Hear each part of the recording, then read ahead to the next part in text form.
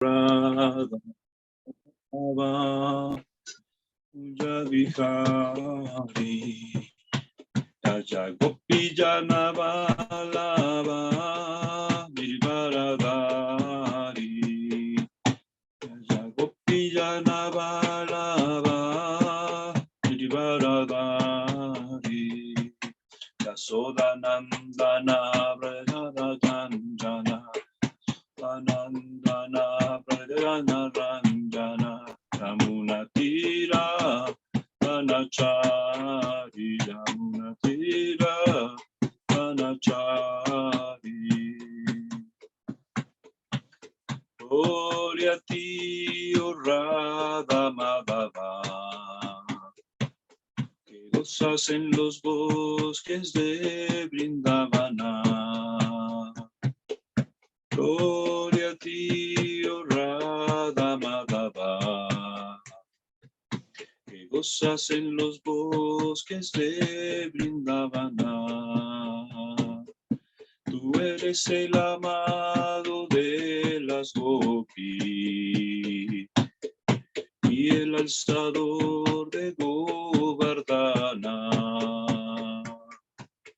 Oh hijo querido de madre Yashoda, tú eres el amor de toda Braya. Y por los bosques de las orillas del río Yamuna tú siempre caminas. Por los bosques de las orillas del río Yamuna tú siempre caminas. Gloria a ti, oh Sri Gauranga, que gozas del nombre Rivasanga. Tú eres el amado de tus devotos y el revelador del Sankirtana. Oh hijo querido de madre Sachi, tú eres el amor de toda Nadia. Y en los pueblos de las orillas del río Ganges tu Kirtan cautiva. Y en los pueblos de las orillas del río Ganges tu Kirtan cautiva. En Navadvip, que es el mismo Braya, bailas con Nita y Gadadara. Uno es Baladeva y el otro es Radha, en tu bello lila te acompañan. Oh lugar sagrado de Invitala, donde se encuentran Radha y Madhava. Oh lugar sagrado de Invitala, donde se encuentran Radha y Madhava. Y cuando Madhurya se vuelve Audaria, allí desciende Sri Chaitanya.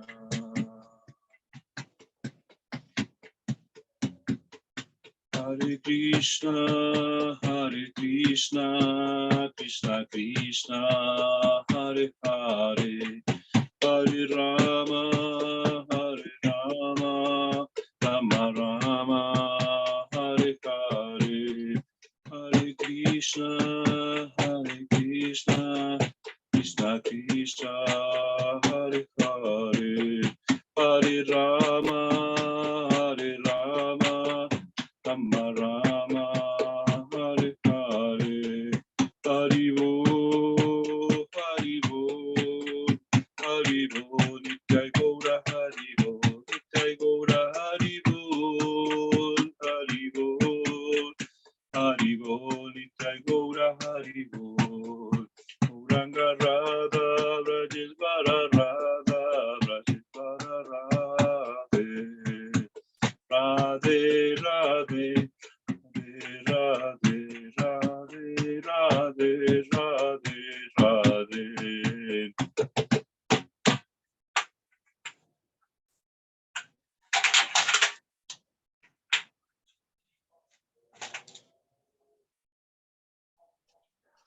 Hare Krishna. Maharaj, entonces yo creo que podemos comenzar, ¿cierto? Sí. Dice la madre Mahanandi ya, aunque sí, ya son las 8:07:15. Mañana Timirandasya, Jananjana Salakaya, Shakshur Militan Jana, Tasmay Rigura Benmaha. Yo nací en la más oscura ignorancia, el maestro tutor me abrió los ojos con la antorcha del conocimiento. A él le ofrezco mis más humildes y respetuosas reverencias. Bueno, Hare Krishna. Reverencias a todos. Entonces, vamos a leer una parte, un extracto de un capítulo de la ciencia confidencial del Bhakti Yoga que se llama Evolución Subjetiva de la Conciencia. Y dentro de eso está el extracto que se llama Fosilismo, Hipnotismo y el Cosmos. Este capítulo es un extracto de una conversación entre el Dhirendra Maharaj con el neurofisiólogo, el doctor Daniel Murphy, y el químico físico orgánico, el doctor Towdan Singh. ¿Sí?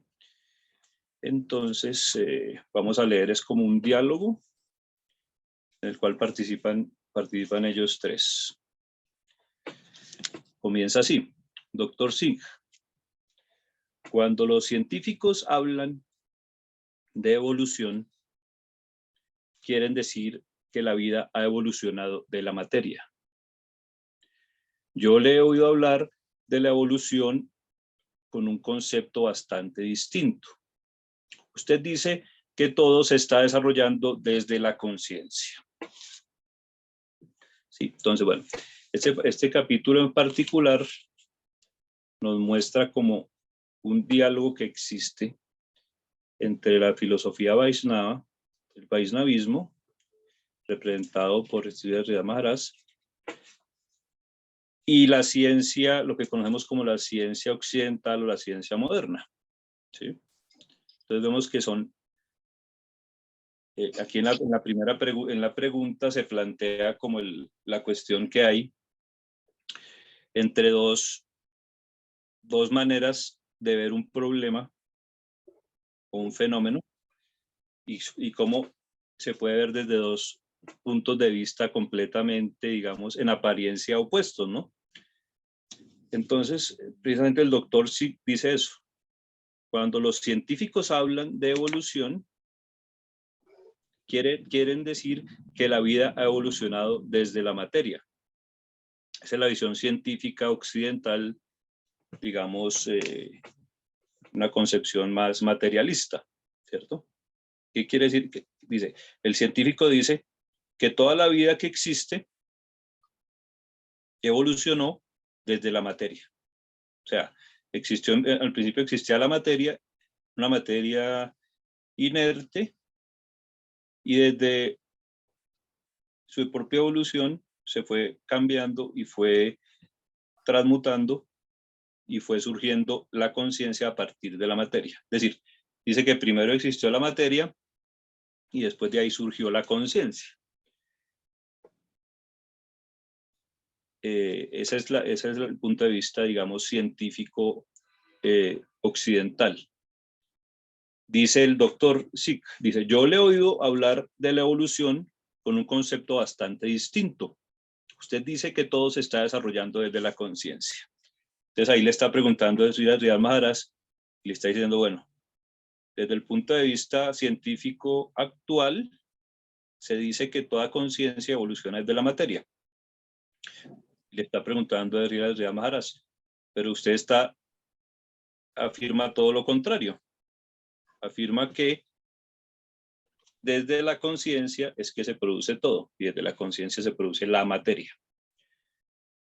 Dhirendra Maharaj le contesta, sí, primero viene la conciencia y después viene la materia.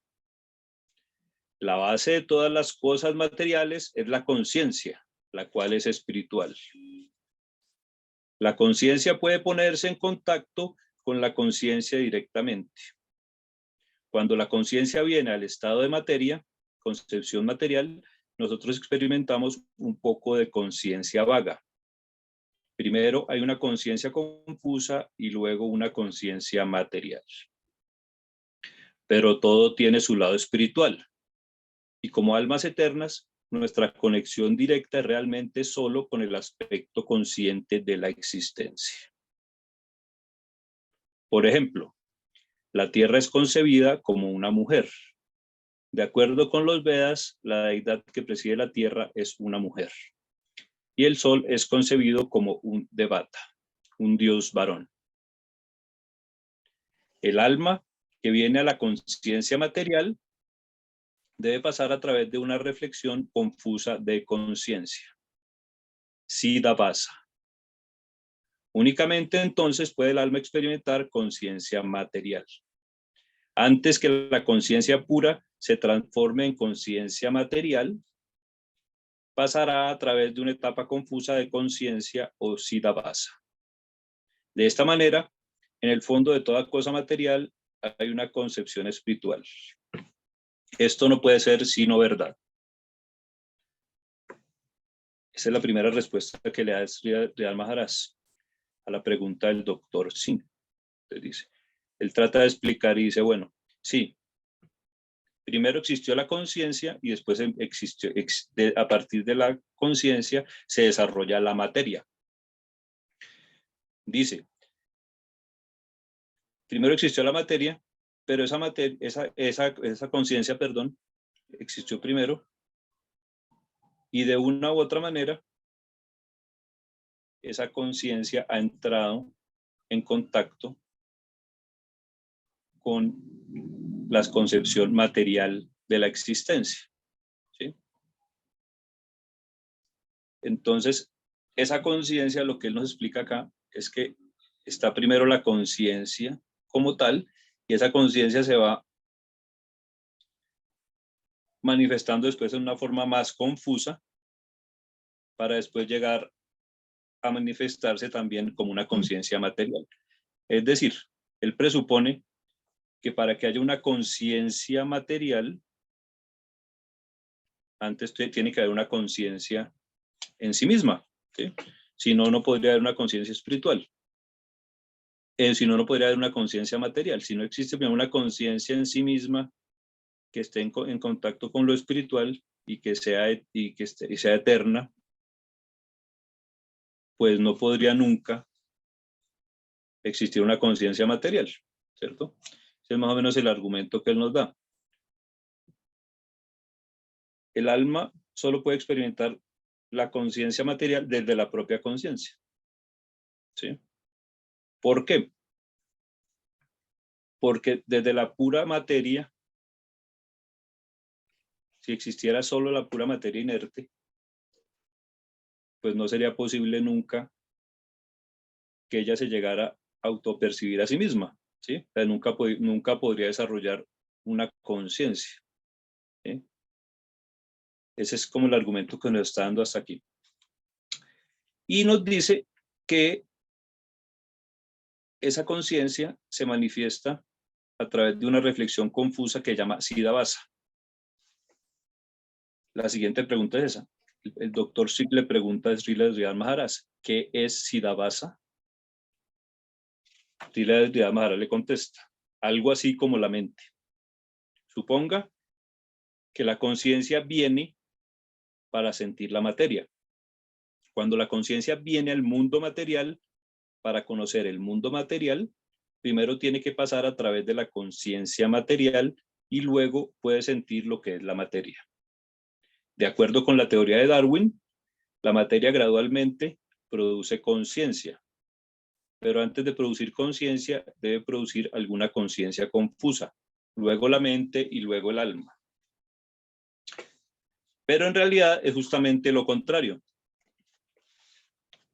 Así, la evolución subjetiva es paralela a la evolución material u objetiva.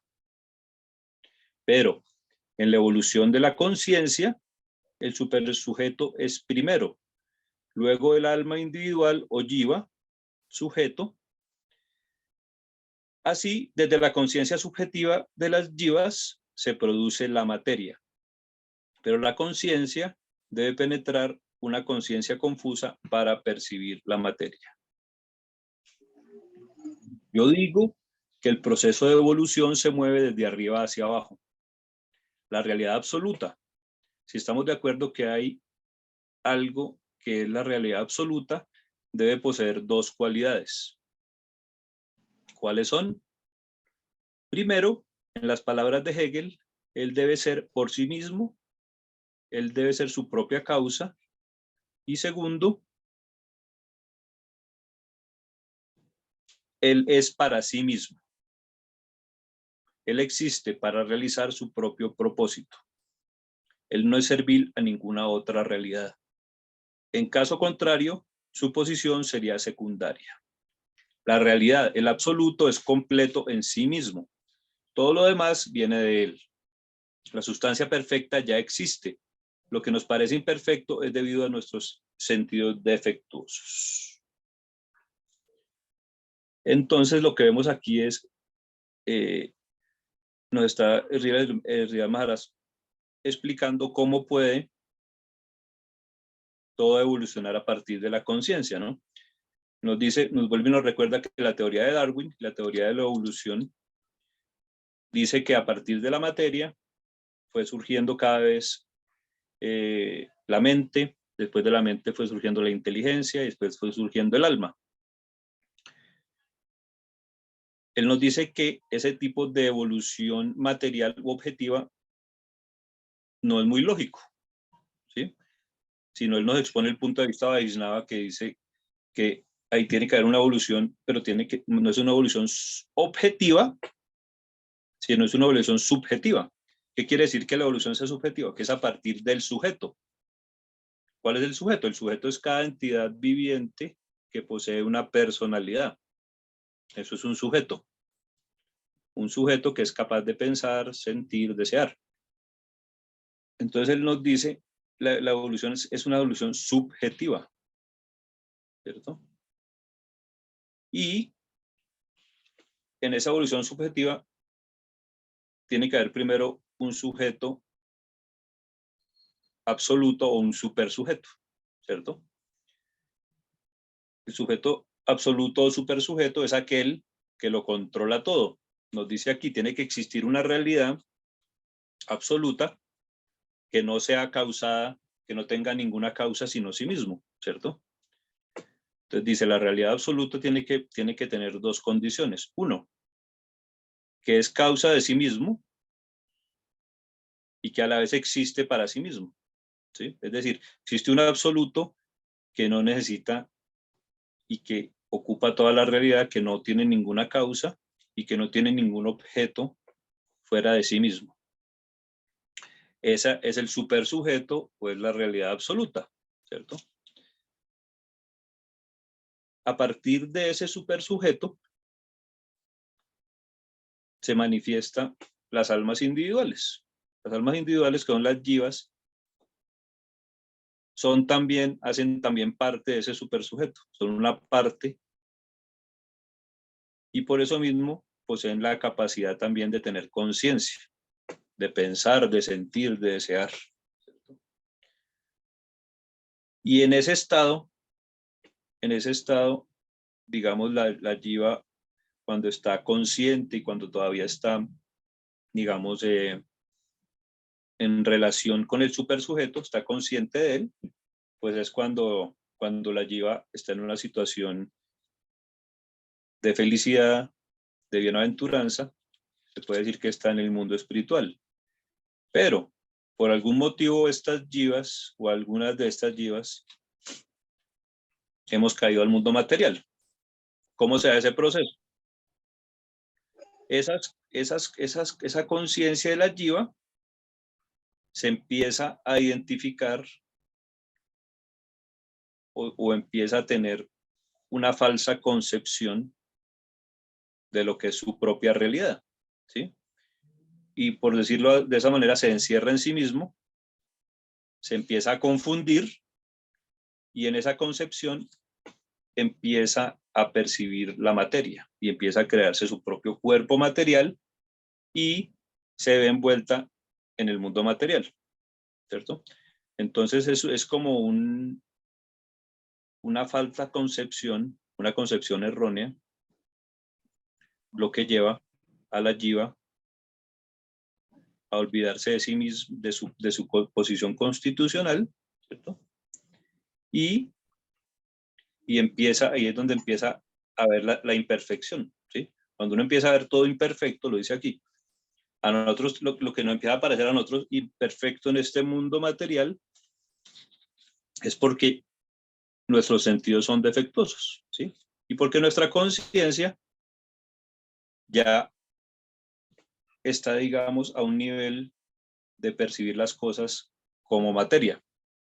Entonces, cuando empezamos a percibir las cosas como materia, como materiales,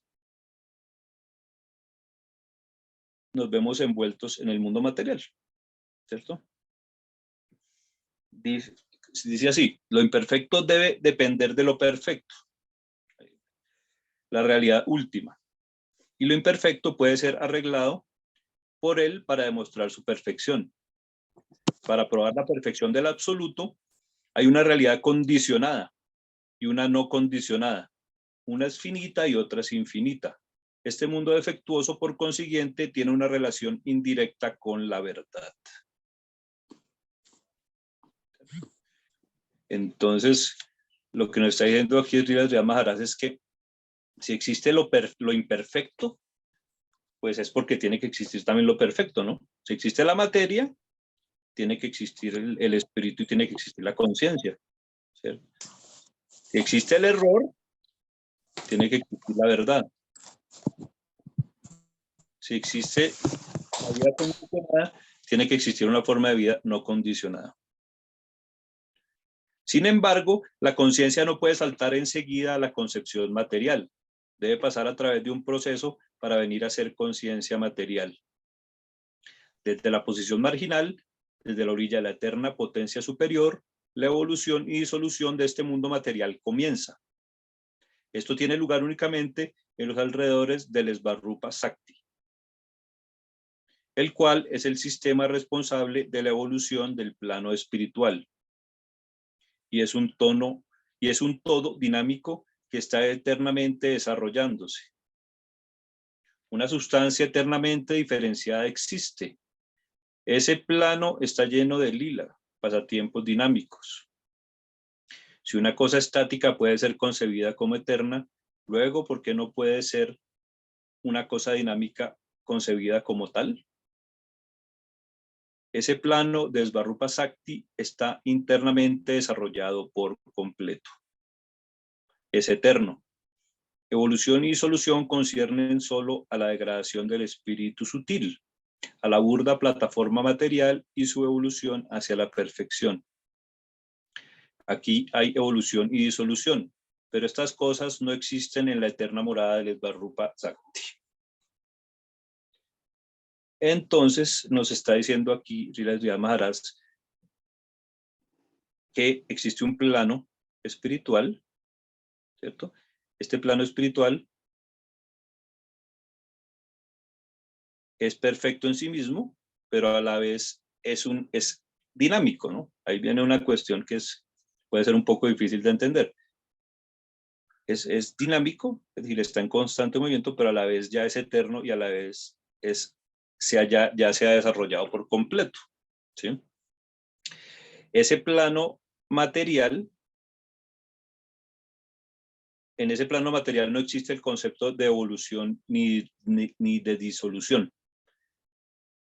Cuando la conciencia sale de este plano espiritual y se enreda en la concepción material, aquí nos dice que es un proceso que no es inmediato, ¿cierto?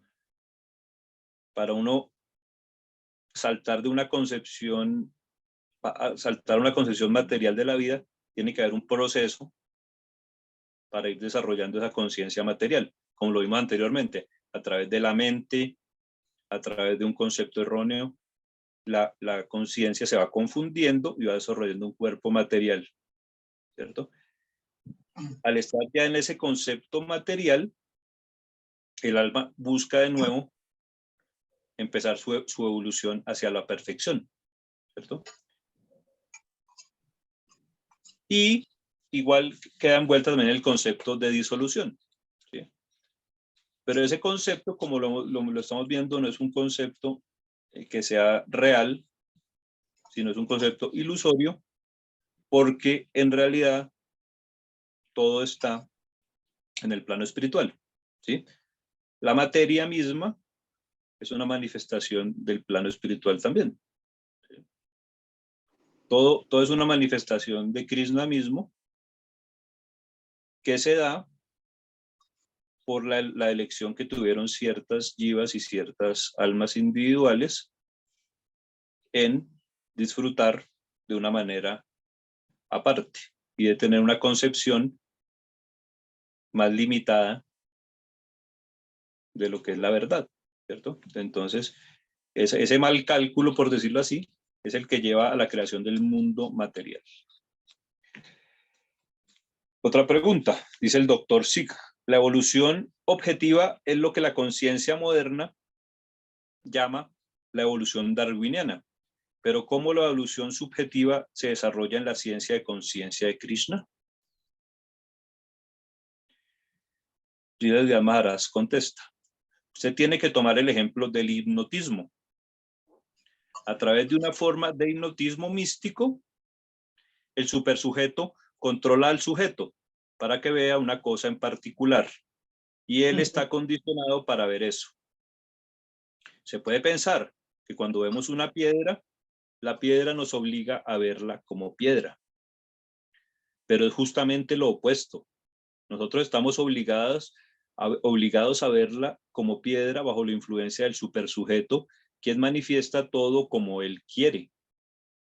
Cuando él manda, vea la piedra, solo luego veremos la piedra. El completo control sobre cualquier cosa que veamos está en sus manos. Ningún poder para controlar lo que vemos descansa en el mundo objetivo. El mundo objetivo está completamente controlado por el mundo subjetivo. Esto está confirmado en el Bhagavad Gita, donde Krishna dice, contempla mi poder místico. Pasyame yogam aisvaryam. Estás condicionado para verlo, no tienes otra alternativa. Krishna dice, yo soy la causa primaria del recuerdo, del olvido y la inteligencia. Soy el controlador para mi propio placer. Él puede hacer cualquier cosa. Esto es verdad no solo en el mundo material, sino también en su propio dominio. Lo que significa esta declaración del Gita concierne a este mundo material. La esencia de esta declaración es que desde los sistemas planetarios inferiores hasta los más elevados, esta área completa de evolución y de solución, todo es manipulado por él. Ningún bien puede ser atribuido a ninguna otra causa externa. Todo crédito debería ir al centro. ¿Quién controla todo? Entonces vemos aquí, ya empezamos a profundizar en el concepto de cómo sucede esa evolución subjetiva, ¿no? Cómo se desarrolla esa conciencia de Krishna, ¿sí? Cómo es la evolución subjetiva de la conciencia. Ahí nos explica Sridhar Maharaj que Krishna o el supersujeto del que hemos hablado, él es el que controla todo. Y ese supersujeto o esa superconciencia, de esa superconciencia es que surge la conciencia individual, ¿cierto? Entonces lo compara aquí con un hipnotizador, ¿cierto? Y cuando alguien hipnotiza a alguien, la persona que es hipnotizada piensa a través de la persona que lo hipnotizó. Aquí nos dice igual nuestra mente, nuestra inteligencia nuestra alma no es independiente. Está siendo controlada por algo superior, ¿cierto? Y si no fuera por esa superconciencia, pues nuestra conciencia no podría percibir lo que concebimos como objetos materiales. Cuando nosotros vemos una piedra, para poder ver esa piedra, tiene que existir nuestra conciencia que la perciba, y a la vez nuestra conciencia tiene que estar condicionada por una superconciencia en la cual ya existe la piedra. Si esa piedra no existiera en esa superconciencia o en ese supersujeto, nosotros no la podríamos percibir, ¿sí? Entonces es equivocado pensar que nosotros percibimos el mundo exterior y son objetos que existen independientes unos de los otros, ¿sí? Esa concepción es errónea porque si fuera así, si los objetos existieran independientes el uno del otro y fueran puramente materiales, pues nosotros no lo podríamos percibir nunca, ¿cierto? Porque no habría como algo que los una y que me permita a mí percibir algo. Si yo puedo percibir algo que está fuera de mí, es porque tenemos que tener algo en común, tiene que haber algo que nos una. Eso que nos une es el supersujeto, lo que hemos hablado, la realidad absoluta, que es lo que une todo lo que existe. Esa es la idea, digamos, del ser, la idea ontológica, ¿no? Sí, nada se puede salir de esa concepción. Entonces, algo que en apariencia es puramente material o que es inerte de nuestra perspectiva, en realidad también hace parte de esta realidad absoluta y también hace parte de esa superconciencia, ¿cierto? También tiene conciencia, también tiene cierto grado de conciencia y por lo tanto nosotros lo podemos percibir.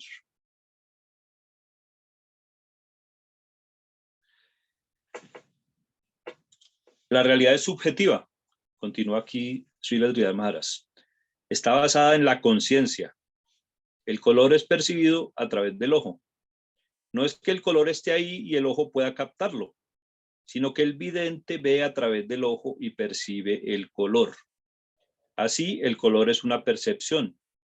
Su posición como sustancia real debería ser buscada en el plano sutil de la existencia. Esta es la naturaleza de la realidad. Lo burdo viene de lo sutil. La filosofía Sankhya, por supuesto, esto es descrito como una realidad trifurcada.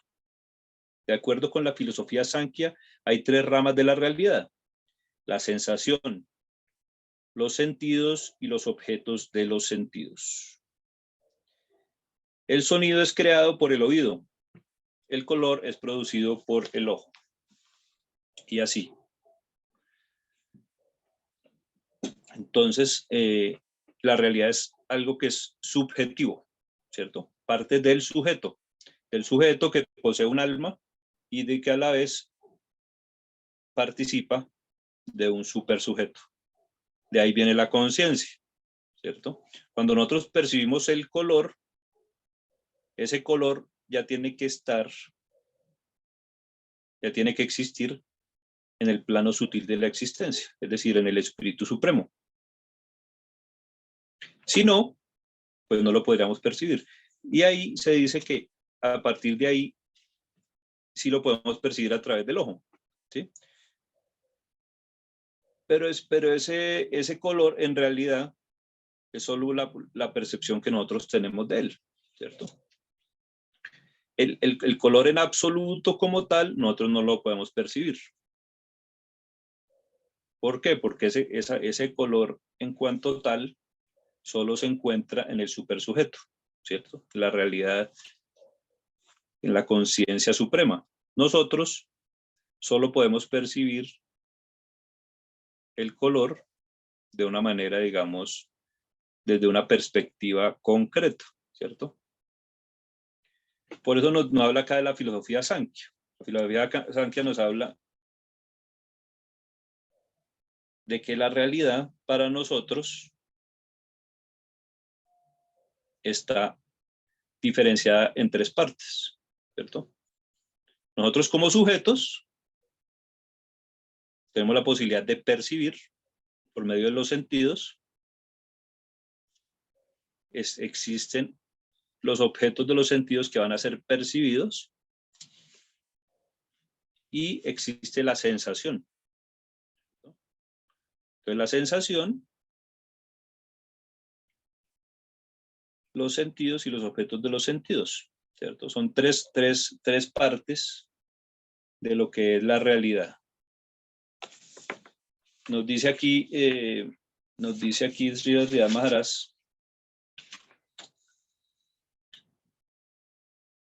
que la divinidad o la realidad absoluta está compuesta por tres elementos, ¿cierto? No podemos hablar de que haya una unidad absoluta, sino como hemos siempre hablado, es una realidad dinámica. Entonces, al ser dinámica, esa realidad se encuentra dividida, aunque de cierta manera está unida, a la vez se encuentra dividida. Entonces, las almas individuales manejan su propia perspectiva y manejan su propia manera de percibir el mundo, ¿cierto? Y a la vez lo que uno percibe también está unido a lo que uno es. Lo que hemos hablado, si no hubiera una cierta unión, pues uno no podría conocer y todo el mundo, digamos, estaría fragmentado. Nos dice aquí Sridhar Maharaj, los objetos de los sentidos están en la modalidad de la ignorancia. Los instrumentos de los sentidos están en la modalidad de la pasión. Y el poder de sentir está en la modalidad de la bondad. ¿Sí? Entonces, esas tres ramas de la realidad, cada una es la manifestación de una de las modalidades de la naturaleza material. ¿Sí? Entonces nos dice aquí, en la modalidad de la ignorancia está los instrumentos de los objetos de los sentidos, ¿cierto? ¿Qué quiere decir eso? Que cuando nosotros vamos a percibir un objeto, ¿cierto? Ese objeto, como lo estamos percibiendo como algo, en esencia, en primera instancia material, entonces ese objeto se manifiesta en la modalidad de la ignorancia, ¿cierto? Entonces, en el ejemplo del ojo, cuando uno está viendo algo, cuando uno está viendo un objeto, la sensación en sí misma estaría en la modalidad de la bondad, ¿sí? O sea, el color, cuando yo veo el color de un objeto, ese color está en la modalidad de la bondad. El ojo que lo ve o los instrumentos de los sentidos están en la modalidad de la pasión. Y lo que se es percibido, es decir, la luz, está en la modalidad de la ignorancia. Entonces, esto puede ser un poco complicado de entender, cómo la realidad mundana y lo que nosotros estamos, digamos, percibiendo todo el tiempo, está en las tres modalidades, ¿no? Entonces, la realidad mundana siempre está dividida en esas tres modalidades. Y dentro de esa percepción estamos nosotros, que estamos trascendentales a las tres modalidades, pero a la vez percibimos el mundo en esas tres modalidades. Entonces, continuamos con la lectura. Dice, los objetos de los sentidos están en la modalidad de la ignorancia. Los instrumentos de los sentidos están en la modalidad de la pasión. Y el poder de sentir está en la modalidad de la bondad. De estos proceden la luz, el ojo y el color. De esta manera, la realidad mundana se divide en tres formas: tama, rajas y sattva. Así el mundo burdo viene del sutil a través del canal de la conciencia. El que siente, el instrumento de percepción, están creando el objeto de su percepción. ¿Sí? Entonces nosotros cuando estamos percibiendo, siempre que estamos en el proceso de percepción, estamos en la modalidad de la pasión. ¿Cierto? Cuando estamos utilizando los sentidos para percibir, estamos en la modalidad de la pasión. Pero cuando sabemos que eso que percibimos es una característica y es una cualidad que está más allá de ese objeto, estamos en la modalidad de la bondad, ¿cierto? Y en el momento en que solo lo vemos de una manera física, estamos todavía en la modalidad de la ignorancia. Constantemente, entonces, todo lo que estamos haciendo día a día, estamos condicionados por esas tres modalidades, ¿cierto? Dice aquí, traten de entender este principio de hipnotismo. Todo es hipnotismo. La creación completa está completamente en la mano del Señor Supremo, del sujeto supremo. Todas las leyes materiales no tienen significado. Todas estas leyes pertenecen al mundo subjetivo. Ahí acaba esa respuesta a la pregunta de la diferencia que hay entre la evolución darwiniana y cómo realmente funciona la evolución subjetiva, que es lo que estamos hablando acá como lo que conocemos como la ciencia de la conciencia de Krishna. Entonces no sé si tienen alguna duda hasta este punto. Sí, señor. Maharaj, Tenemos una ¿tiene pregunta en el algún chat. comentario? Sí, señora. Entonces, ¿se la leo? Es de la madre Dinatarini. La madre Dinatarini dice, Dándavas, ¿qué es eso de evaluación del espíritu sutil? ¿De evaluación del espíritu sutil? De evaluación del espíritu sutil. Sí, lo que estamos mirando es que nos dice aquí Srila Sridhar Maharaj es que como todo viene, inicialmente está el espíritu, ¿cierto? Está la realidad espiritual, que es más sutil. La idea central de esta lectura es que lo burdo proviene de lo sutil, ¿cierto? Entonces, toda la realidad material, toda la creación material viene de la conciencia. Entonces, cuando él nos dice aquí que el espíritu sutil se empieza como a devaluar, es porque va perdiendo su autoconciencia, ¿cierto? Va perdiendo la comprensión de su propia naturaleza y va adoptando, digamos, una concepción errónea, un error, digamos, conceptual, en el cual se empieza a identificar con realidades más burdas, ¿sí? Entonces, cuando uno se empieza a identificar con una realidad más burda, pues el espíritu sutil, de cierta manera, empieza a devaluar, ¿cierto? Va perdiendo. Claro que este concepto también es un poco metafórico, ¿no? Porque siempre nos está diciendo aquí la filosofía Vaishnava que el alma en sí misma no puede ser afectada por la materia. Pero, de una manera metafórica, se puede decir que el alma pierde conciencia de sí misma y va creando una realidad material y va creando una concepción material de su propia existencia y así es como se refiere en el proceso Sridhar Maharaj, el proceso de cómo se crea la conciencia material.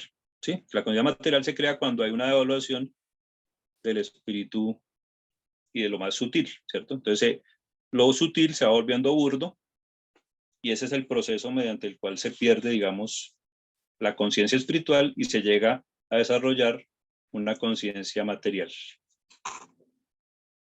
No sé si quede solucionada la pregunta.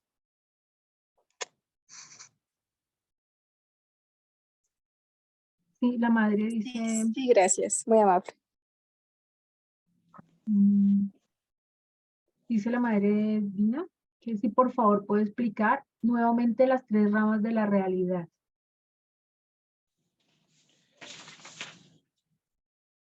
Las tres ramas de la realidad, claro que sí. Entonces, lo que nos dice aquí la lectura es que para nosotros, cuando estamos en el mundo material, bueno, aunque no solo en el mundo material, dice que la realidad de cualquier manera siempre está dividida en tres. ¿Por qué? Aunque estemos en el mundo espiritual, siempre van a existir, digamos, siempre va a existir como esa diferenciación, ¿cierto? La diferencia es que en el mundo material, esa realidad que viene dividida en tres, que como lo describe la filosofía Sankhya, tiene que ver con las tres modalidades de la naturaleza material, ¿cierto? Entonces, las tres modalidades de la naturaleza material, que son la bondad, la pasión y la ignorancia, ¿sí?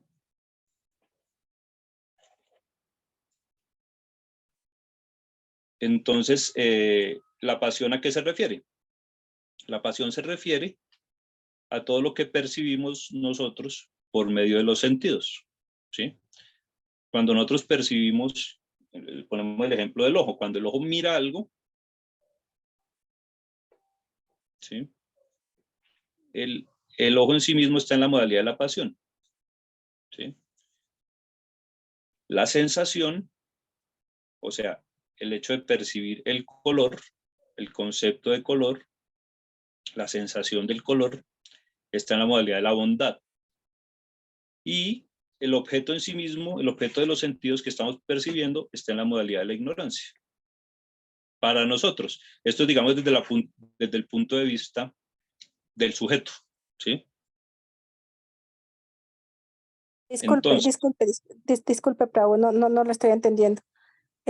O sea, usted dijo que el ojo está en la modalidad de la pasión, el ojo en sí, como órgano. sí, sí, Lo que todos los percibe, instrumentos, lo que percibe está en la modalidad de la bondad.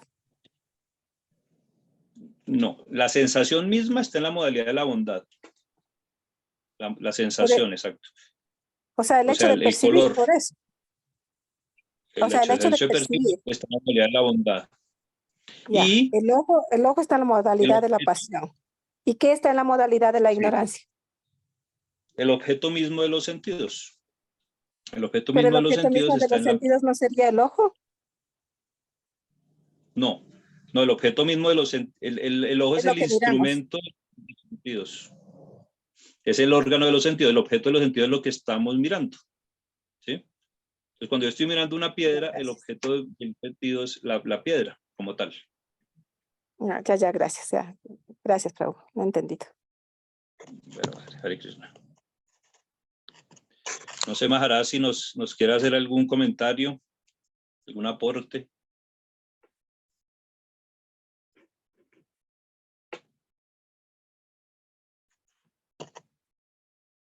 Maharaj Tirtan.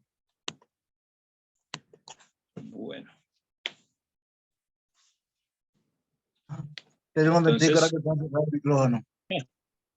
bueno, Maharaj, no sé si nos quiera iluminar algo sobre esta lectura, que es, pues, de por sí es bastante,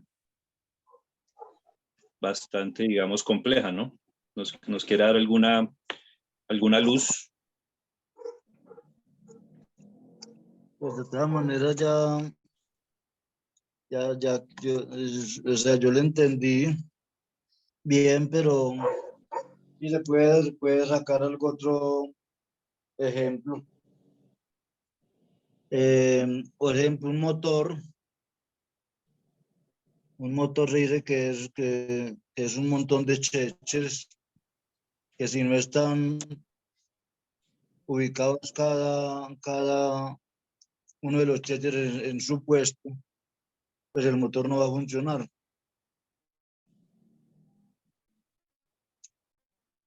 Y el Ujú. motor, para que funcione, necesita de energía, bien sea energía eléctrica o energía de una batería para que funcione. En forma similar, digamos que el motor en sí es materia muerta, pero en contacto con la energía ya entra en funcionamiento. Sin el contacto de energía, el motor nunca podría funcionar por sí solo. Entonces, lo que no se mueve, lo que no tiene conciencia, es lo que se llama materia muerta. Y la conciencia es aquella energía que manipula, así como cuando uno mueve el interruptor de un bombillo, pues la energía está ahí, pero no la percibimos, no la vemos. Pero tan pronto como accionamos el interruptor, se manifiesta la luz de inmediato, cosa que no sería posible sin manipular el interruptor. El interruptor únicamente la función que hace es el de encender y apagar. Pero, ¿por qué se enciende y por qué se apaga? Porque hay un sujeto que lo está manipulando. Ello no podría suceder automáticamente. Entonces, ahí es donde podemos ver una gran diferencia entre materia y espíritu. En una ocasión, en un diálogo de Srila Prabhupada con algunos discípulos, estaban hablando acerca de la presencia del alma. Y entonces, hablando de vida y muerte, ¿no? Entonces, estuve en una conferencia en una universidad en Estados Unidos. Después de que él dio la conferencia, dijo preguntas y nadie preguntó nada. Entonces dijo, bueno, como ustedes no me preguntan, yo sí les voy a preguntar. Cuando un cuerpo muere, algo valioso se ha perdido. Le pregunté, dijo él, Prabhupada, ellos saben ustedes qué es aquello valioso que se ha perdido. Entonces quedaron en silencio, no dijeron nada. Entonces dijeron, no, no sabemos y tampoco nos interesa. Es una materia muy difícil. Entonces, creo que demostraron que no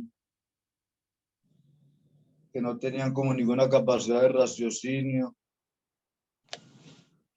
como también se dice que el hombre es el Homo sapiens, el animal pensante. Entonces el animal y el ser humano son idénticos. Pero ¿en qué se diferencia el ser humano del animal? En que el animal no razona y el ser humano sí. ¿Y en qué consiste el raciocinio del ser humano? En entender quién soy, de dónde vengo y para dónde voy. ¿Cuál es mi meta? ¿Cuál es mi ideal? Y cuando alguien busca su ideal, gradualmente lo va conociendo. Y entre más lo vaya conociendo, más se va dedicando a ver cómo lo alcanza. Entonces, hasta ahí, Prabhu. No sé. Disculpe, Maharaj, pero no le entendí realmente el mensaje porque, o sea, de acuerdo a lo que estaba leyendo el Prabhu de las tres ramas de la realidad, en este caso, o sea, la máquina, como usted dice, el del chéchere, o sea, ¿qué vendría a ser? O sea, ¿cuál sería ahí la modalidad, en el ejemplo que usted dio, cuál sería la modalidad, la pasión de la bondad y la ignorancia? Por favor, ¿podría eh, Ah, iluminarme en eso? Porque no la entendí.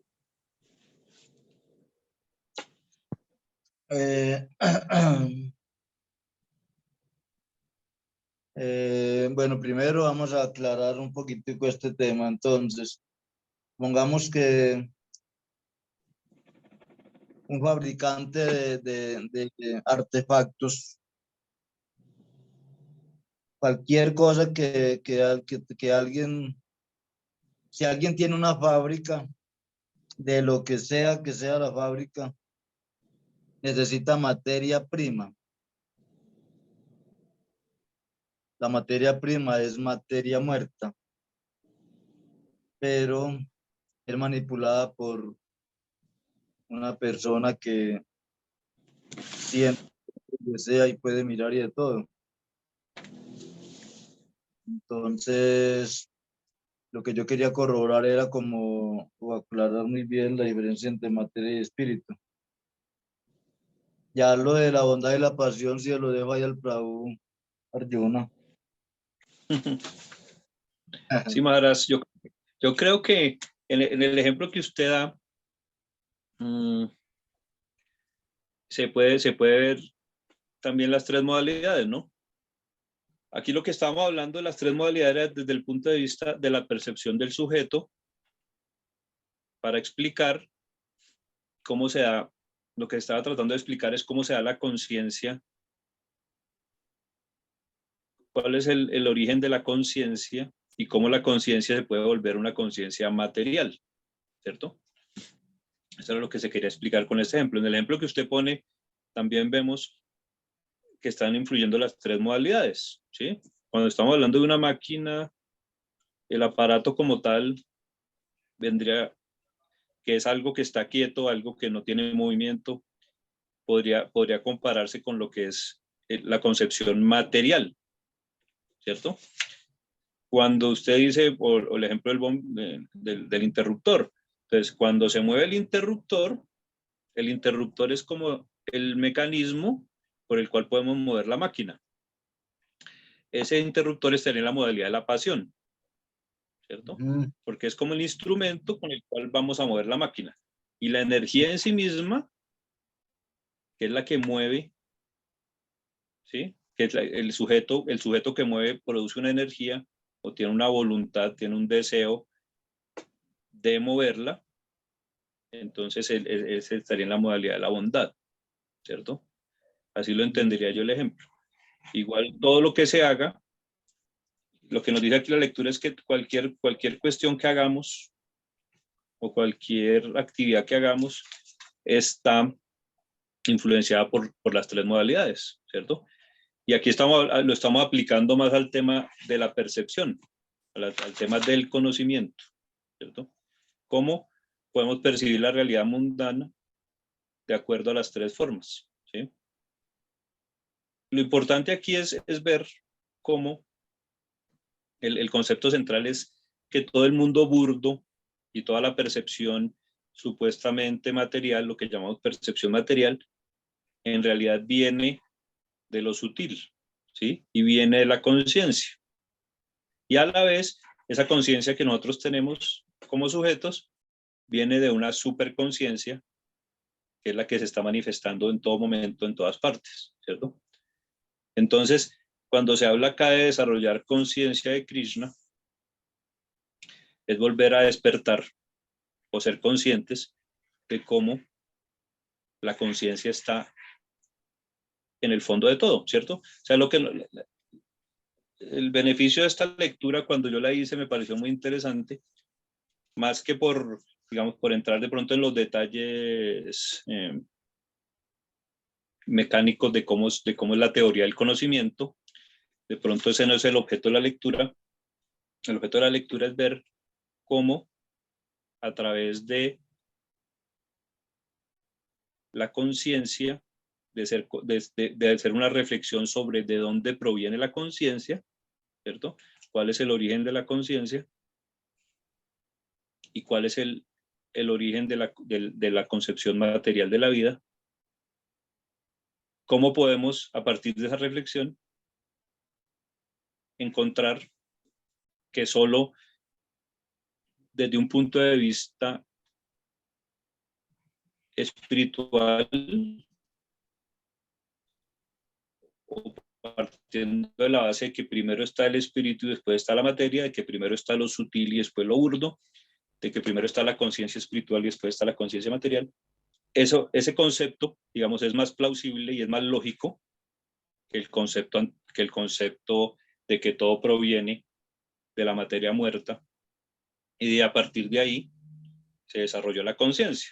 Como en el ejemplo que pone Maharaj, es más plausible que un sujeto, una persona, active un interruptor para poner a funcionar una máquina, y no que nos digan que la máquina fue la que, a partir de la máquina se creó el sujeto que la está moviendo. O sea, si lo ponemos en esos términos sería absurdo, ¿sí? Si nosotros vemos una máquina que está siendo manipulada, que está siendo movida por algún sujeto, y alguien nos dice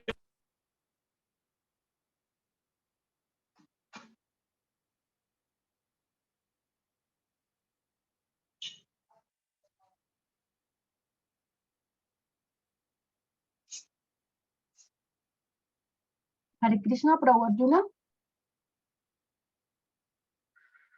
Le damos un momento al Prabhu para que regrese, por favor. ya. Hare Krishna. ¿Hasta dónde me escucharon? No, solo te desconectaste unos 3 segundos. Bueno, entonces estaban diciendo que, de acuerdo al ejemplo que Maharaj nos dio, hay dos maneras digamos, de mirar la realidad. Una, decir, existe una máquina que se puso en movimiento por un sujeto, una persona que la empezó a mover. Entonces, esa es una forma de explicar la cuestión. La otra es decir, esta máquina se empezó a mover sola y la máquina fue la que creó el sujeto que la está moviendo. Entonces, son como las dos maneras de explicar dónde se origina la conciencia, ¿sí? Si la conciencia partió de lo material, o lo material partió de la conciencia. Digamos, de eso se trata la charla de hoy. Vamos a ver un poco más. Aquí de pronto se va aclarando más este concepto. Perdón, Prabhu, si me disculpo, voy leyendo los comentarios que hay en el chat. Sí. Bueno, entonces...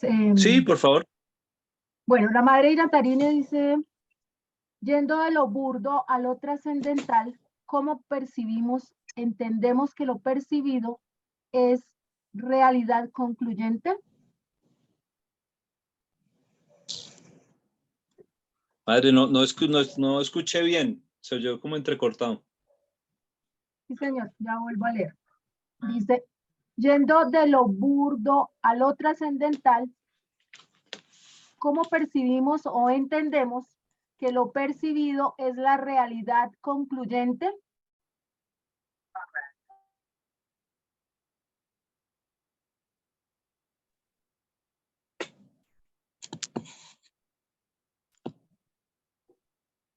Ya ahí.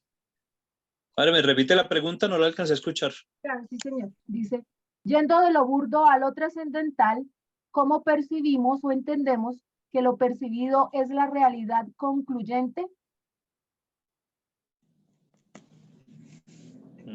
Bueno, digamos, de eso se trata el movimiento, desarrollar la conciencia. Se trata de eso, ¿no? Ya que en este momento estamos percibiendo la realidad de una manera burda, con una conciencia material, el proceso se trata de ir a la inversa y reflexionar sobre dónde viene la conciencia, de dónde viene la materia Entonces, en ese proceso inverso, digamos, por eso es que se necesita, digamos, de una u otra manera, que el supersujeto o que la conciencia suprema se nos manifieste de alguna manera, ¿cierto? ¿Por qué? Porque ya el alma condicionada está prisionera de su concepción material, ¿sí? Al iniciar una reflexión sobre este tema, si uno, digamos, sigue empeñado en hacer la reflexión desde un punto de vista puramente material, pues va a seguir enredado en el mismo concepto.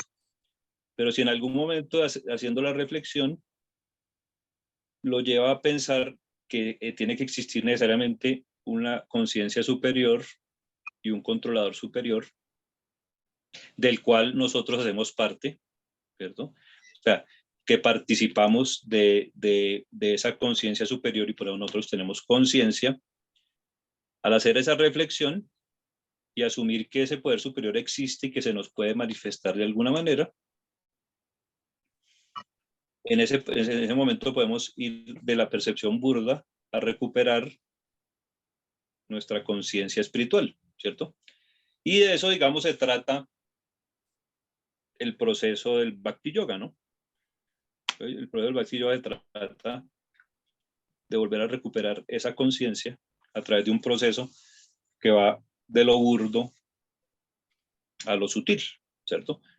Aquí si continuamos leyendo al final del capítulo, digamos, Hridayat Maharaj nos habla otra vez de eso, ¿no? Nos dice que en realidad toda esta percepción es por una mal enfoque que le estamos dando nosotros a la realidad. Y que si nosotros cambiamos la manera de percibir y nos abrimos a la conciencia suprema y somos otra vez, recuperamos de alguna manera que hacemos parte de esa conciencia, ¿sí? En ese momento vamos a empezar otra vez a percibir la realidad espiritual, ¿sí? Eso es más o menos lo que nos está comentando aquí Hridayat Maharaj con su charla, ¿no? Entonces, no sé, madre, si ya le parece que la duda se ha aclarado un poco. Quizás un poquito. Gracias, Prabhucito. Sí, en realidad, pues, sí, es un tema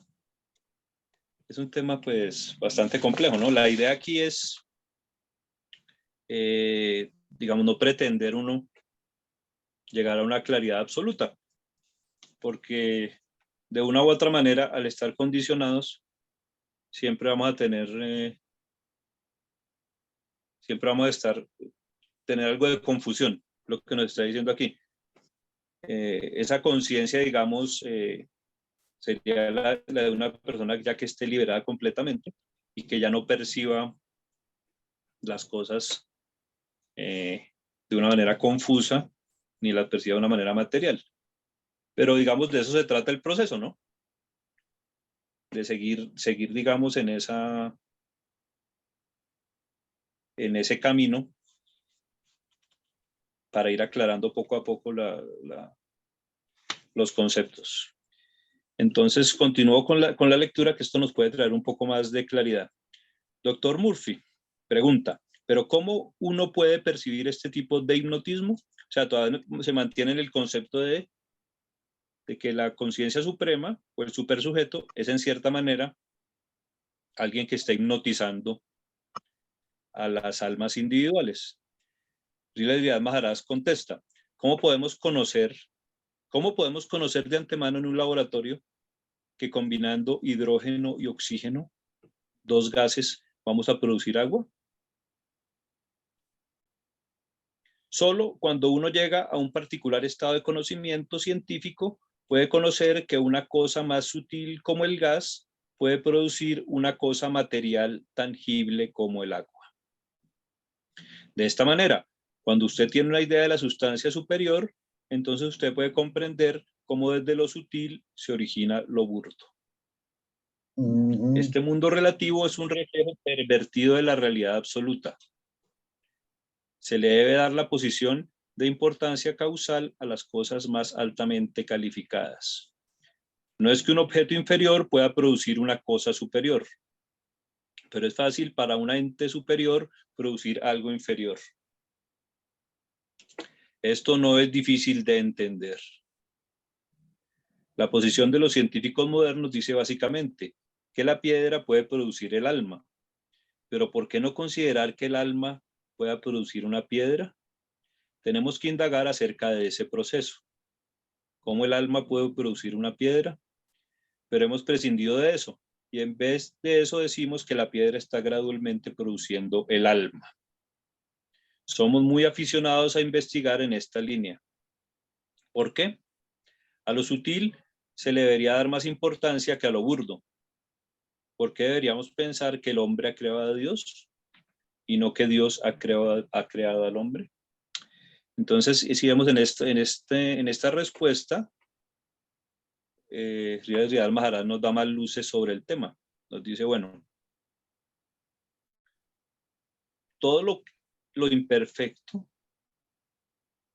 el hecho de que exista algo imperfecto y el hecho de que exista algo inferior, nos debe llevar a pensar que existe algo superior, ¿cierto? Entonces tiene que ver con lo que estábamos hablando en la pregunta anterior. O sea, si existe algo burdo, el hecho de que exista algo burdo nos debería llevar a nosotros más bien a pensar, si existe eso burdo, es porque tiene que existir algo más sutil, ¿cierto?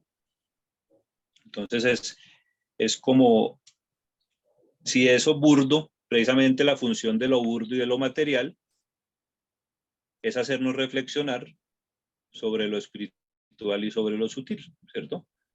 ¿Por qué? Porque aquí nos da una razón muy, muy válida. Dice, ¿cómo puede algo inferior salir de algo, cómo un objeto inferior pueda producir algo superior? Eso es algo imposible. O sea, de algo inferior no puede salir algo superior. Es más lógico pensar que de un ente superior produzca algo inferior, ¿cierto? Entonces, esa es como la base del argumento.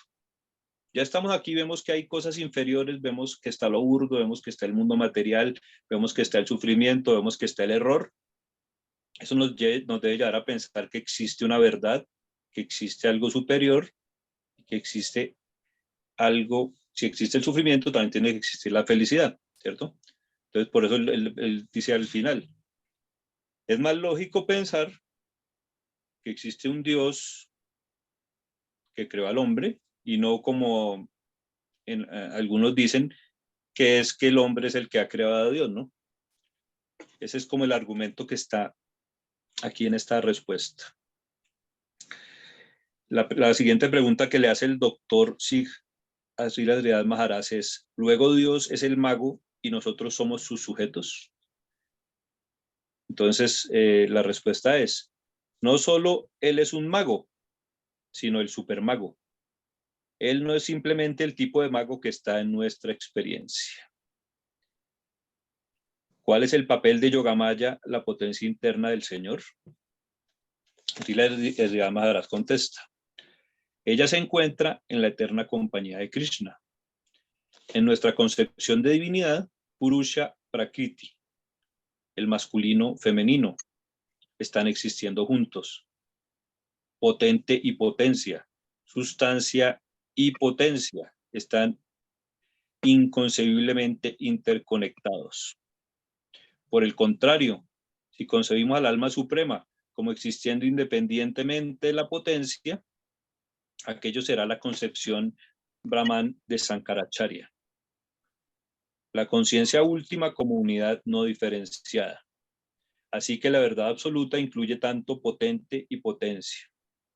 Purusha Prakriti, conciencia con energía. Entonces volvemos al punto cuando ya le preguntan a Sri Sridhar Maharaj que cuál es el papel de Yogamaya en toda esta cuestión. Él nos contesta lo siguiente, que la verdad absoluta La realidad última, la conciencia suprema, tiene dos, está, digamos, en dos, se manifiesta de dos maneras, masculino, femenino, ¿cierto? Potente, potencia, sustancia, potencia. Entonces, volvemos al concepto fundamental del Vaishnavismo, que es que todo es una unidad, pero a la vez hay diferencia, ¿sí? Hay una unidad en la diferencia, hay separación en la unidad. En eso, digamos, se basa todo. Ese concepto es diferente del concepto de Sankaracharya, en la cual toda la realidad se encuentra como una unidad indiferenciada.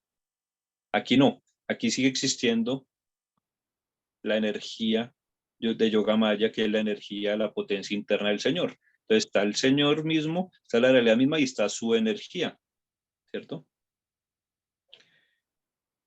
Eso es lo que, digamos, diferencia esta concepción de una concepción impersonalista. Continúa aquí Srila Sridhar Maharaj diciéndonos, realmente hay tres principios, vuelve al tema de los tres principales elementos. Dice, realmente hay tres principales elementos que buscar en la divinidad. Jnana, Bala y Kriya. El aspecto eterno del absoluto completo está dividido en tres formas: la energía, la conciencia y el éxtasis. Pensar, desear y sentir. Sat, Chit, Ananda. Sat es la potencia para mantener la existencia. Es la potencia de Baladeva. Chit, el aspecto consciente, es Vasudeva o Krishna, el Jnana. Y Ananda, el sentimiento extático que está representado en Radhika. Jnana, Bala y Kriya, conocimiento, poder y sentimiento.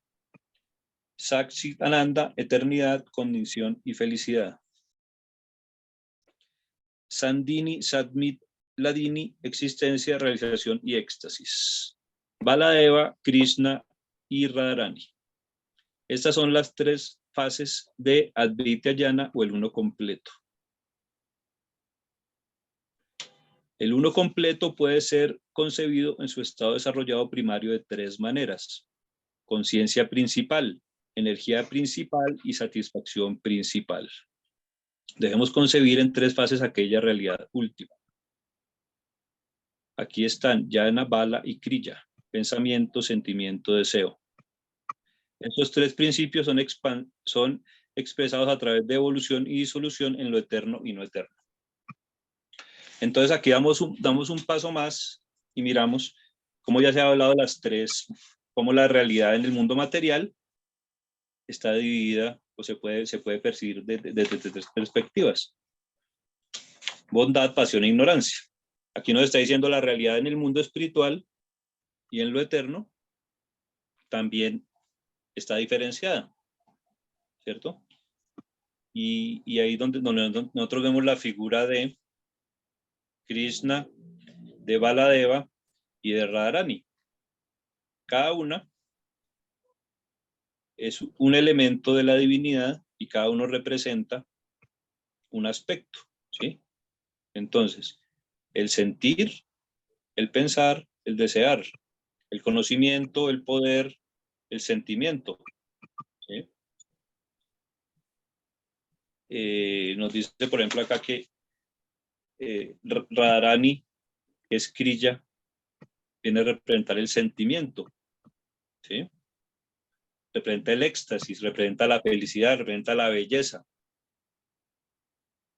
Krishna mismo, Vasudeva, él nos viene a representar el aspecto consciente de la divinidad, de la parte, digamos, masculina. Representa el conocimiento, representa el proceso de cognición, la conciencia, la realización. Y Balarama o Baladeva representan la potencia, ¿sí? La energía, el deseo, el poder, ¿cierto? Entonces, esos tres aspectos de la divinidad son los que nos muestra aquí Sridhar Maharaj, y nos dice por qué aún en el mundo espiritual y aún desde la perspectiva de lo eterno sigue existiendo esa separación, ¿cierto? Entonces, digamos, el alma individual aquí vendría a estar ubicada o representada por la figura de Radharani, ¿cierto?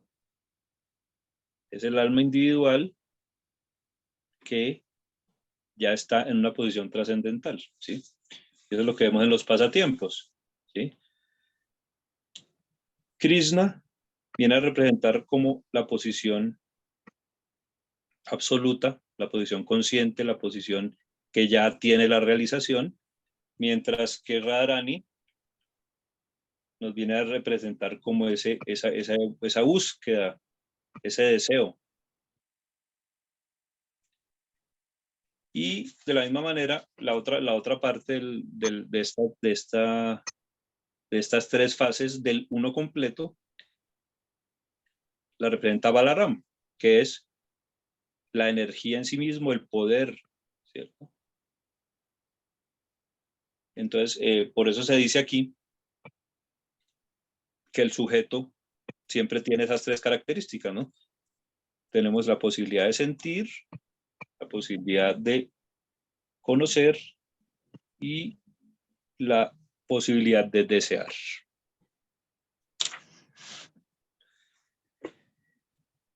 Estos aspectos del teísmo han sido tratados de una manera muy científica en el Sri Krishna Samhita de Bhaktivinoda Thakur. Una vez consideré desde este punto de vista la cuestión de los planetas en la cosmología védica. Vemos que por el movimiento de los diferentes planetas, un eclipse solar es causado por la sombra de la luna cayendo sobre la Tierra. Pero en las escrituras se ha descrito que durante un eclipse, el planeta Rahu está devorando al Sol o a la Luna. Cuando Srila Bhaktisiddhanta Saraswati Thakur estaba en Puri durante sus últimos días, se produjo un eclipse.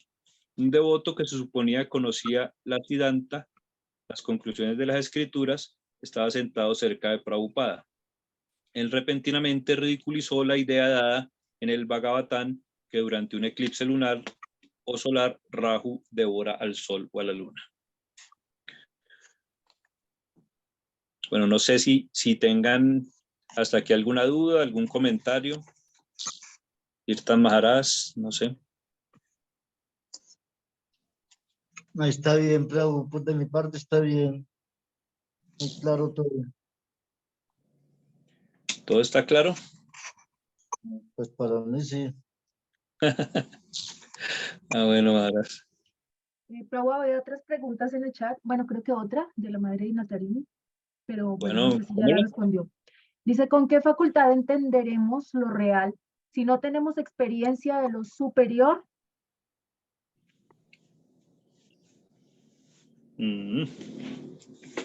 Bueno. Se dice que pues, nosotros al estar acá ya, al desarrollar, digamos, nuestra conciencia material, nuestra conciencia está confusa, ¿cierto? Pero, precisamente, el tipo, por medio de la reflexión, por medio de la filosofía, por medio de digamos, analizar nuestra situación, podemos llegar a la conclusión de que tiene que existir un origen superior de la conciencia, ¿cierto? Entonces puede que en primera instancia no tengamos una experiencia directa o completa o clara de lo que es la realidad espiritual, pero sí podemos tener una cierta idea o una cierto sentimiento, cierto pensamiento que nos puede llevar hasta allá. Entonces, cuando nosotros tenemos, digamos, hacemos esa reflexión y decimos, bueno, si existe lo imperfecto, también tiene que existir lo perfecto. si estamos viendo cómo esos aspectos materiales que estamos mirando, esos objetos materiales, estamos condicionados por las modalidades de la naturaleza. Pero si existen esas modalidades, también tiene que existir lo eterno, también tiene que existir el sujeto supremo. Si hacemos esa reflexión, es como el primer paso, digamos, para iniciar el proceso de conciencia de Krishna. En ese momento, pues vienen en nuestra ayuda las escrituras, las personas, los sadhus, personas que ya han tenido la experiencia y que se han hecho esas mismas preguntas y que han recibido también la respuesta a su vez de otros maestros. Entonces esa es la manera como podemos, digamos, obtener el conocimiento. Por eso se dice que el conocimiento espiritual es un conocimiento que es descendente, ¿sí? Así como Srila Maharaj nos dice aquí que el proceso de la conciencia también es descendente. Venimos de la conciencia espiritual a la conciencia material. De igual manera, ese conocimiento espiritual se nos revela de una manera descendente. Al aceptar que exista una conciencia suprema y que exista un conocimiento supremo, entonces, al tener ese deseo de salir o de percibir eso que está más allá de lo material, el conocimiento se nos puede ir revelando por medio de las escrituras, por medio de los sadhus, de los maestros espirituales, ¿sí? Ese es como el mecanismo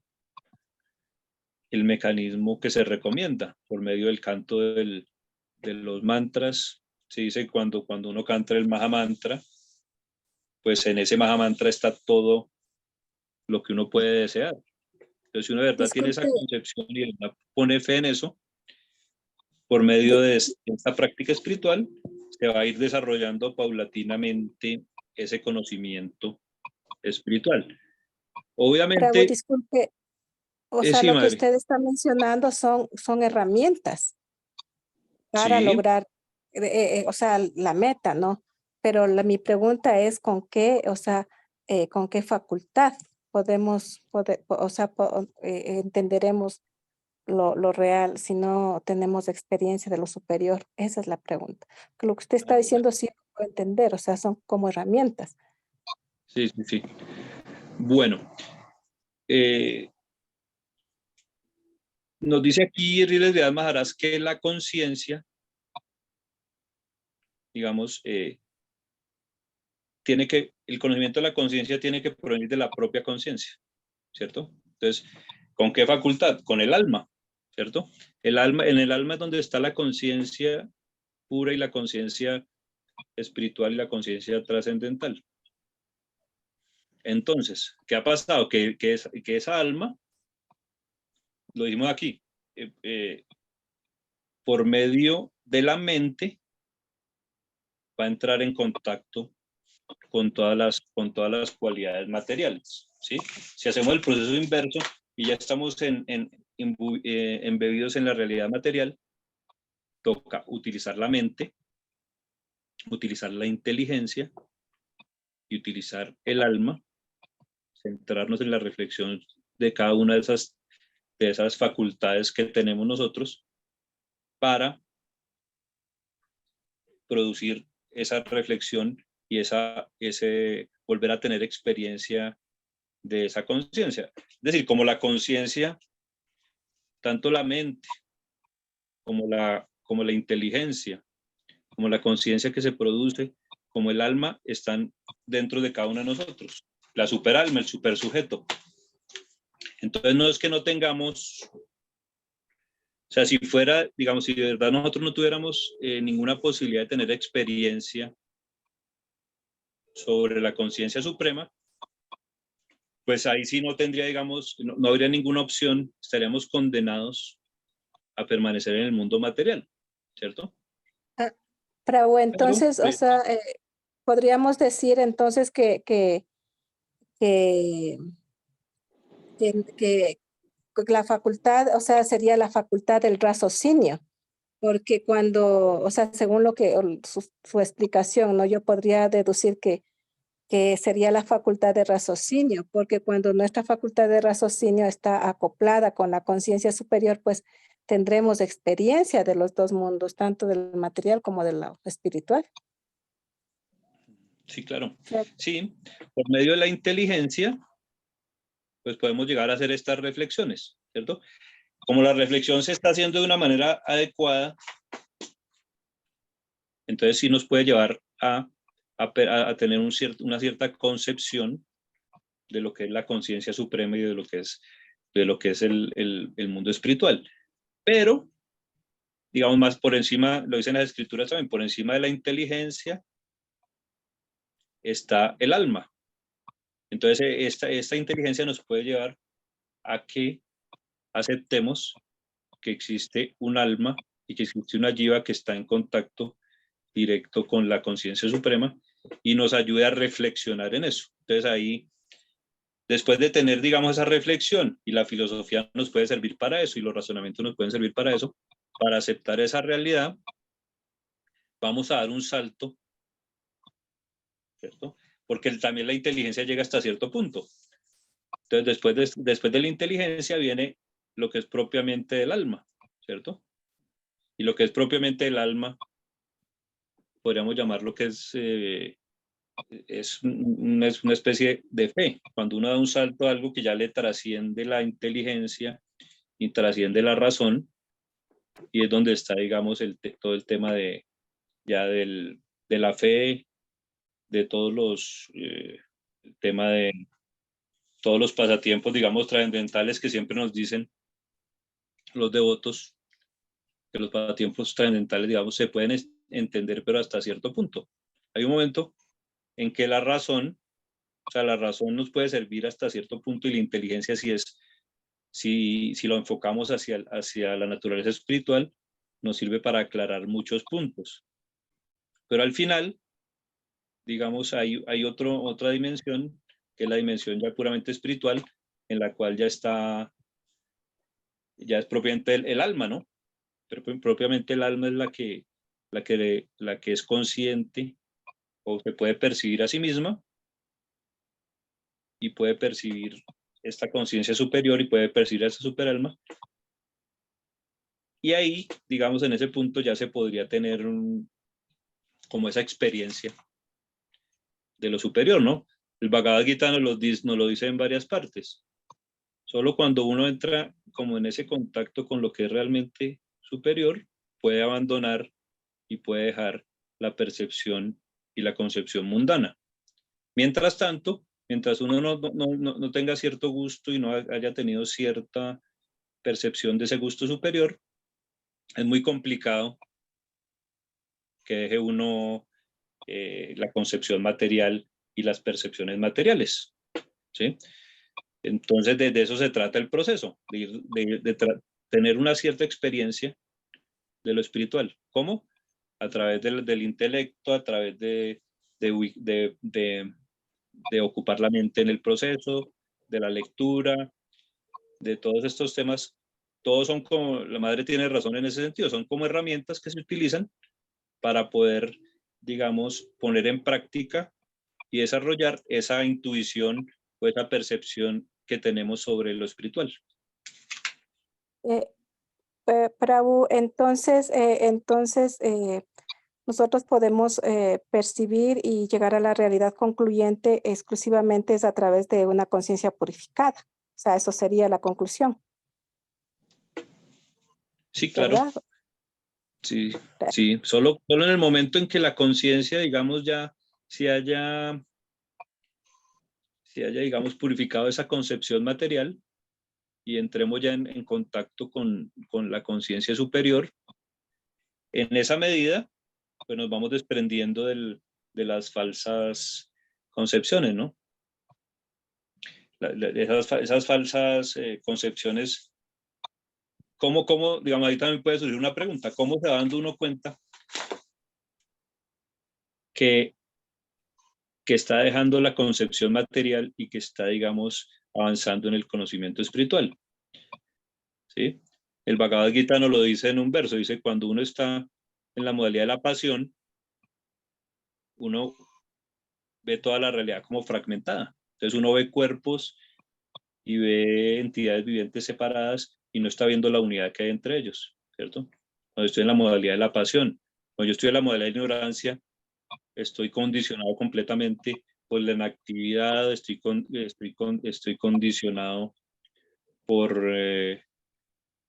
la oscuridad, ¿sí? Cuando estoy en la modalidad de la pasión, entonces como la misma palabra lo dice, está uno constantemente, digamos, en ansiedad.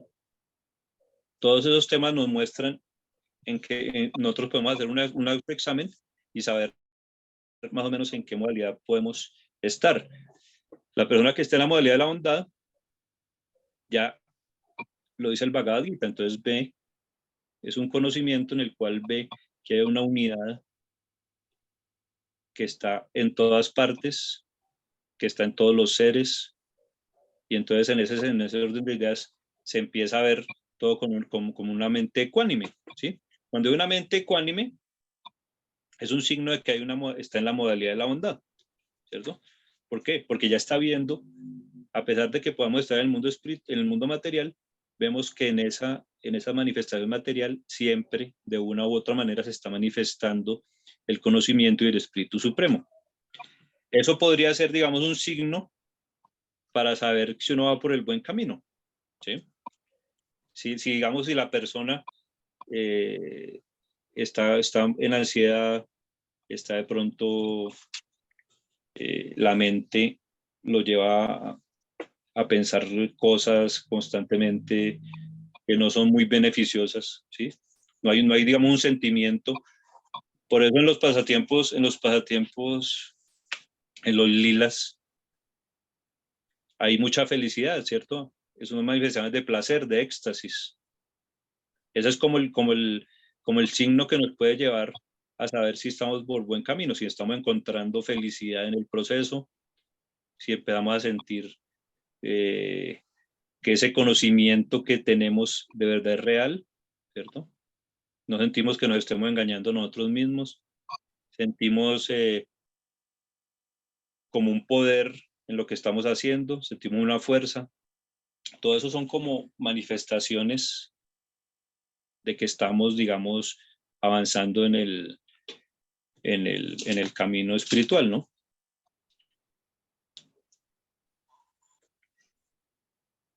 Bueno, entonces no sé si haya más dudas, preguntas, aportes. Hay un comentario de la madre Dharma que dice, ¿Qué dice la madre Dharma? el comentario dice, la fe es la que te impulsa a llevar el pensamiento a la acción y al servicio, y lo que genera la acción con conciencia. Exactamente. Sí, se puede decir que la fe es como un estado superior, ¿no? Hay un filósofo, pues, un filósofo occidental que llama, ustedes lo deben conocer, Pascal, Blaise Pascal. Él nos decía, el corazón tiene razones que la razón no entiende, ¿cierto? Entonces él nos dice, en el alma, el corazón, también hay una especie de raciocinio, ¿sí? O sea, ahí no se trata tampoco de tener una fe ciega. Ahí también hay un conocimiento, pero es un conocimiento cada vez más sutil, ¿sí? No es un conocimiento conceptual, ¿sí? Nosotros estamos muy acostumbrados desde el punto de vista occidental como a conceptualizar todo, ¿sí?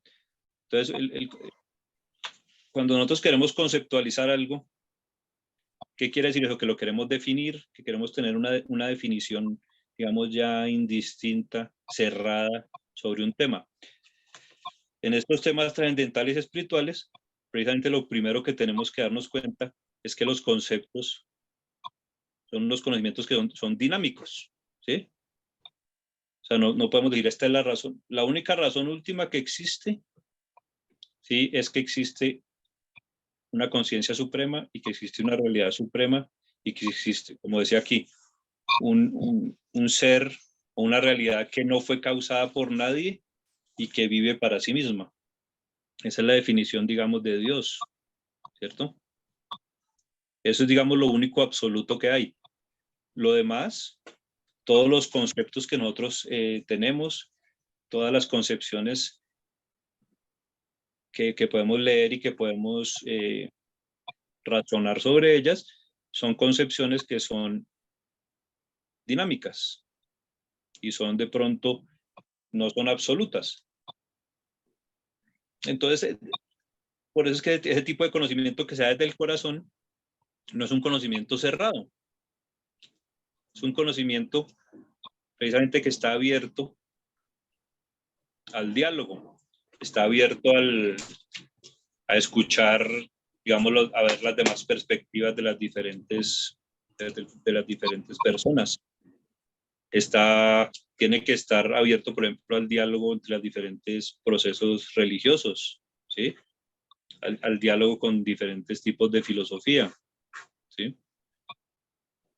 Eso es lo que caracteriza el conocimiento espiritual. ¿Sí? Es un conocimiento que se da desde el corazón, lo podemos identificar aquí con una fe, con un proceso de tener fe. Cuando uno tiene fe, en realidad la fe no es algo que nosotros podamos, digamos, encerrar y definir de una manera absoluta. La fe es un sentimiento, ¿sí?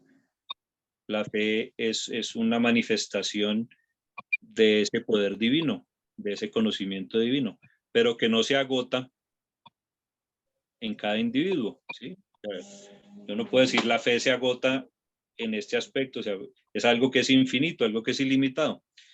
De eso precisamente se trata este conocimiento. Entonces, si yo quisiera entonces ya concluir, si no tienen ningún otro comentario, Entonces, hacer una conclusión. no tenemos Sí. más comentarios en el chat. No sé si hay algún otro comentario de quienes están en la sala. ¿Alguna otra pregunta? Es el momento para intervenir. Bueno, entonces, pues le agradecemos al Prabhu Arjuna por esta clase sobre la ciencia conciencial del Bhakti Yoga. Bien se dice que este libro, este texto, este conocimiento es para quien desee profundizar en el Bhakti Yoga, ¿no? Y que pues nos ayuda a esclarecer un poco todas aquellas cosas que debemos comprender para poder ubicarnos correctamente en ese camino. Entonces, muchas gracias a quienes están en la sala. Si no tienen ninguna otra pregunta, ningún otro comentario, entonces me permito hacer los anuncios trascendentales. Para el día de mañana, sábado, a las 5 de la mañana, tenemos el canto de las Maja Rondas con la Madre Kaveri en el templo virtual. Y mañana tenemos una invitación que nos hace el Prabhu Madhava Krishna a la reunión de la Asociación Mundial Vaishnava en la que participa nuestro Guru Maharaj. Inicia a las 6:30 de la mañana para que ingresemos a acompañar, escuchar y a apoyar, ¿no? este encuentro en donde participa Gurudeva. Y recordar la invitación que tenemos todos a participar del chat con Guru Maharaj el día domingo para que ingresemos, participemos y recibamos su instrucción y podamos compartir también con los otros devotos que se encuentran en otros templos, en otras ciudades y escuchar un poco de todos estos maravillosos servicios que cada uno está desarrollando donde se encuentra. Entonces, gracias a todos los asistentes, gracias Prabhu Arjuna, reverencias a todos, tengan un feliz descanso. Hare Krishna, Hari Bol. Hare Krishna, reverencia a todos, muchas gracias. Ya, Hare Krishna. Jai. Obra Premanandi, Hari Bol. Hari Bol. Srila Sridhar Maharaj ki. Ay. Jai. Jai. Gracias a todos, muchas gracias. Hare Krishna. Hare Ay, Krishna. feliz descanso. Feliz descanso. Hare Krishna. Gracias.